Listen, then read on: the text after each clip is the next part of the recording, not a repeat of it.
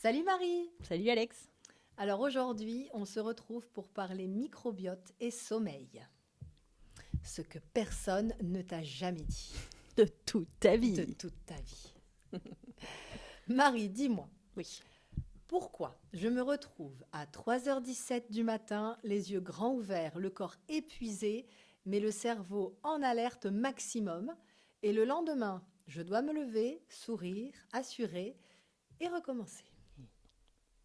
Ça craint. Ah ouais, c'est dur, hein.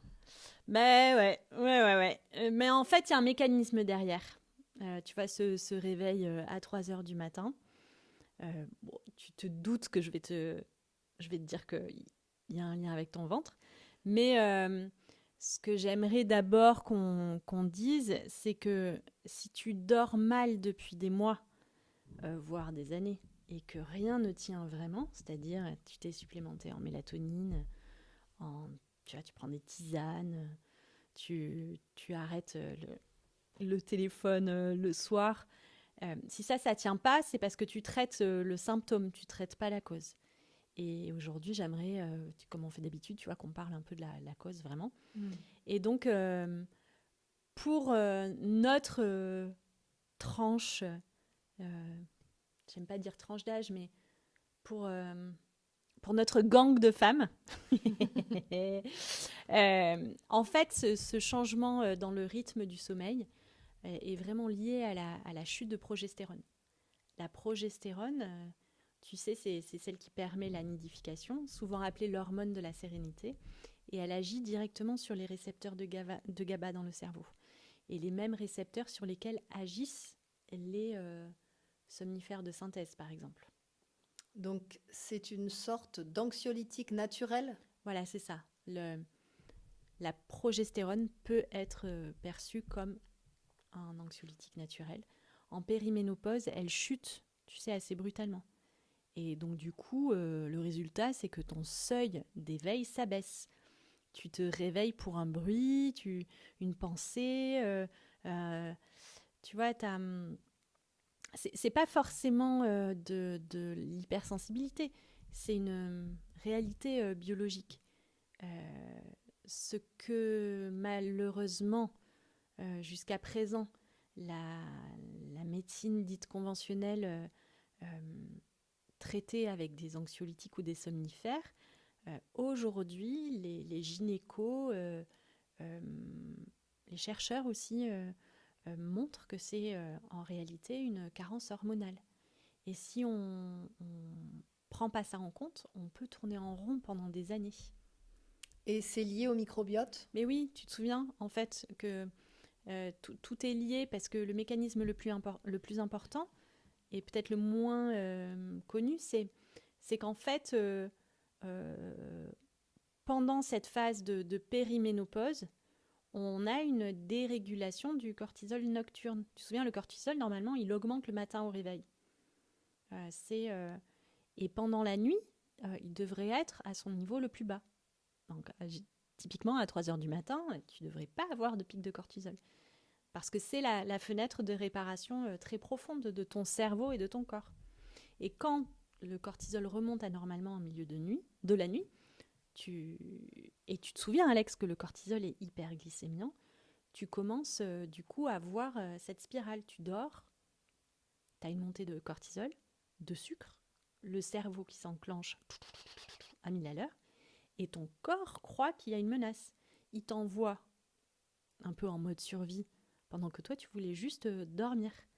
Et là, c'est le cercle vicieux. Il y a moins d'œstrogène, un microbiote déséquilibré, un cortisol nocturne dérégulé, moins de progestérone, moins d'anxiolytiques naturels, les nuits brisées, plus de stress, moins d'œstrogène, enfin, tu vois.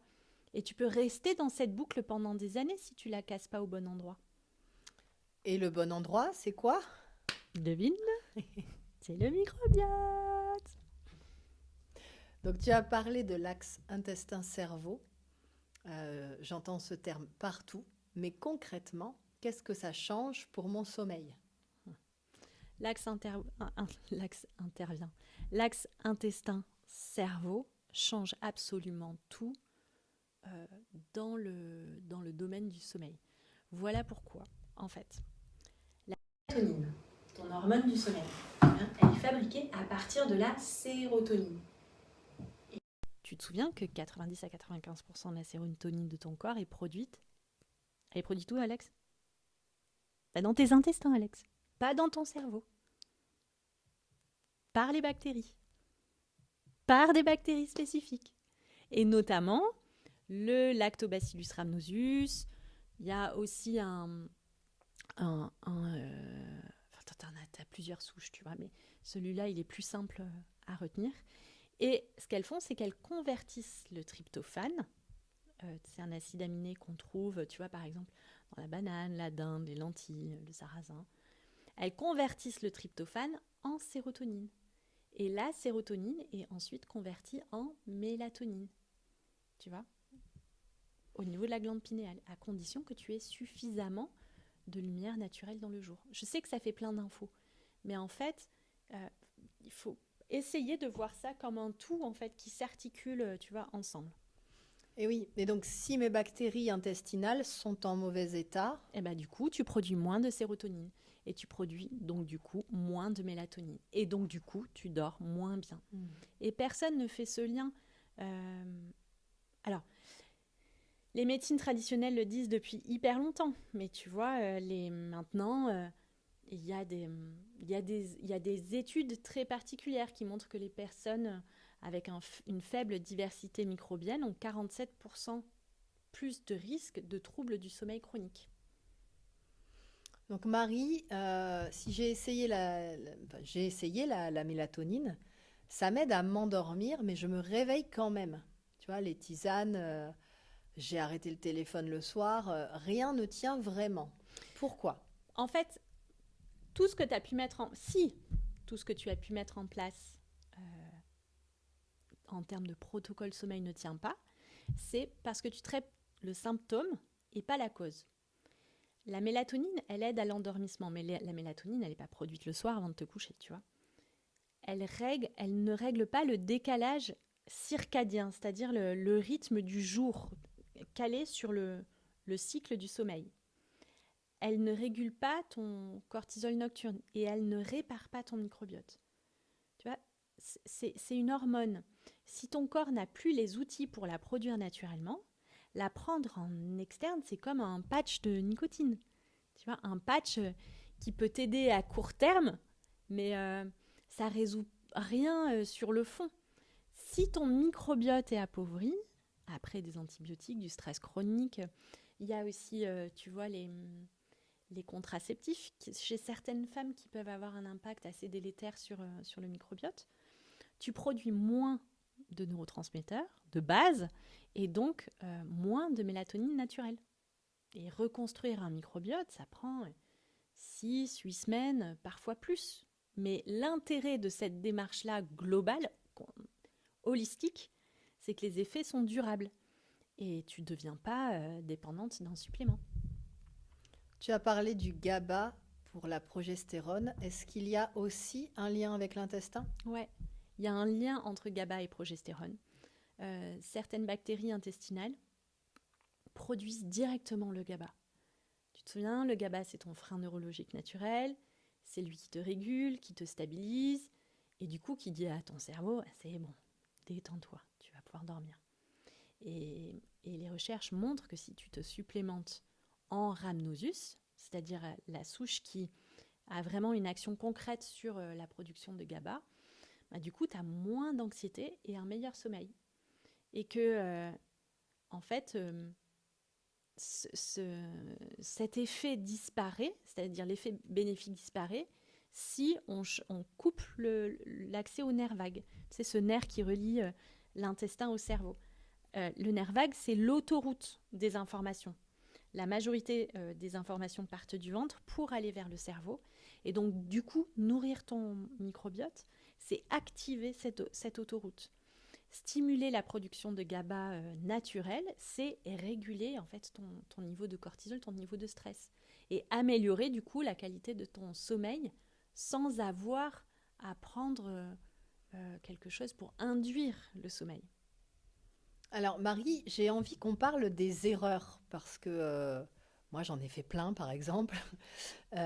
Qu'est-ce qui détruit le sommeil féminin après 40 ans sans qu'on s'en rende compte?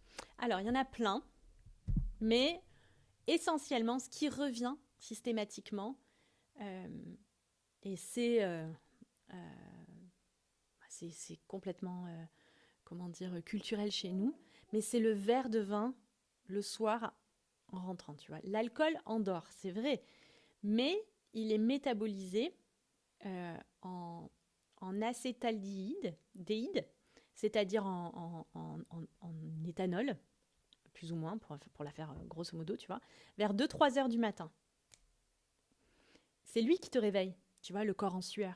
Et en plus, malheureusement, mais en tout cas objectivement, l'alcool supprime directement la progestérone et détruit les bactéries productrices de GABA dans l'intestin.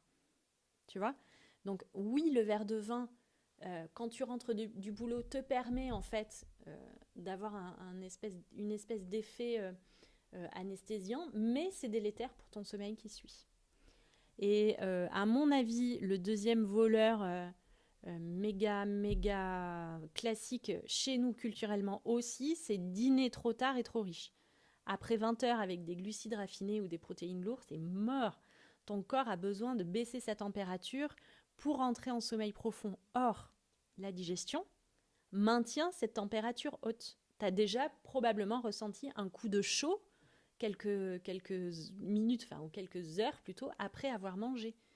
Et donc un pic d'insuline tardif, tu sais, c'est le taxi qui permet au glucose, l'insuline c'est le taxi qui permet au glucose de rentrer dans les cellules. Une montée d'insuline tardive perturbe directement la production de mélatonine, mais aussi la capacité au corps de la capter. Et aussi le cortisol du soir non évacué. Tu vois, les femmes qui sont en mode faire performer toute la journée sans aucune coupure, quand elles se couchent, le corps n'a pas reçu le signal du passage en mode chill, quoi. Tu vois, la tension est restée maximale. Et du coup, vu qu'il y a beaucoup moins d'œstrogène pour tamponner, tu vois, ce speed, en fait, l'effet est amplifié. Tu as aussi la carence en magnésium. Plus de 70% des femmes occidentales en sont déficientes. Et le magnésium, c'est un cofacteur de plus de 300 réactions dans le corps, dont bien sûr, la synthèse de mélatonine en fait partie, ou la production de GABA. Voilà. Et enfin, moi, je pense qu'on peut terminer par la lumière des écrans, mais je pense que ça, tout le monde le sait. Ça... Si, peut-être que ce qu'on peut rajouter, dont on parle un peu moins, c'est qu'en fait, la lumière bleue, elle impacte la composition de ton microbiote intestinal en quelques jours. Elle favorise les bactéries pro-inflammatoires. Et du coup, tu vois, tu peux mettre en place plein de trucs pendant la journée, faire de la méditation, manger du kimchi, même si tu n'aimes pas ça. Et si tu passes 1h30 à scroller dans ton lit, en fait, tu as fait tout ça pour rien, quoi. Pourquoi est-ce que certaines femmes développent des intolérances alimentaires autour de la quarantaine? Quelle bonne question, Alex. Elles développent une intolérance alimentaire parce que ton système immunitaire est en alerte type Vigipirate H24. La chute des œstrogènes affecte directement ce qu'on appelle les jonctions serrées de ta muqueuse intestinale. Ta muqueuse intestinale, elle est faite de plein de petites briques, comme les pierres d'un mur. Et la jonction serrée, c'est un peu, en fait, le mortier, tu vois, entre les briques.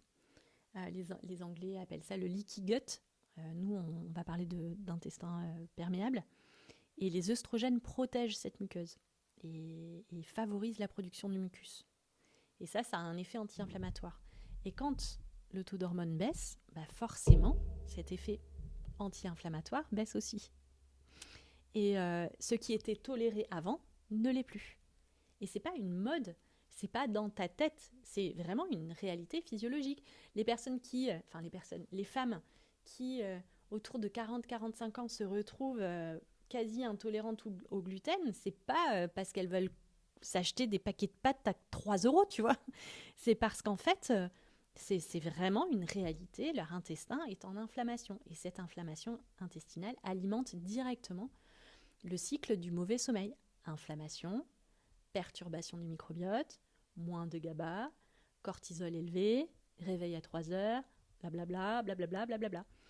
C'est pour ça que les intolérances de la quarantaine et les nuits brisées arrivent souvent ensemble, mais on ne fait pas forcément le lien, alors qu'elles ont la même problématique de fond. Tu parles du cortisol du soir non évacué.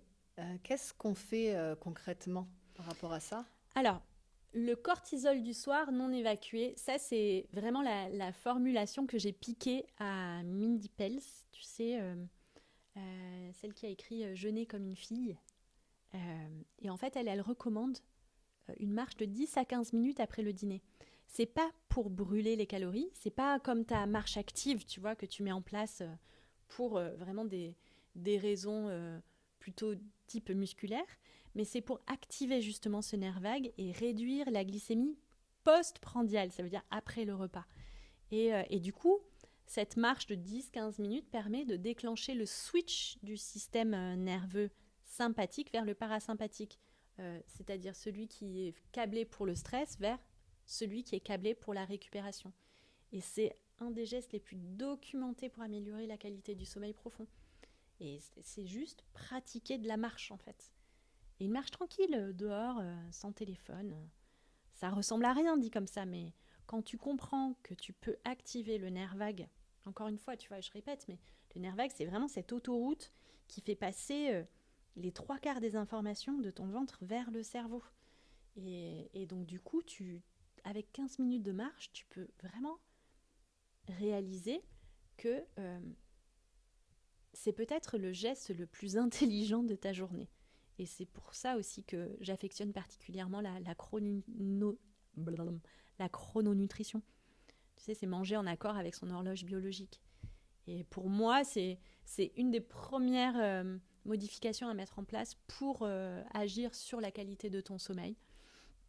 Le timing, pour moi, compte autant que ce qu'il y a dans ton assiette, enfin à peu près quoi.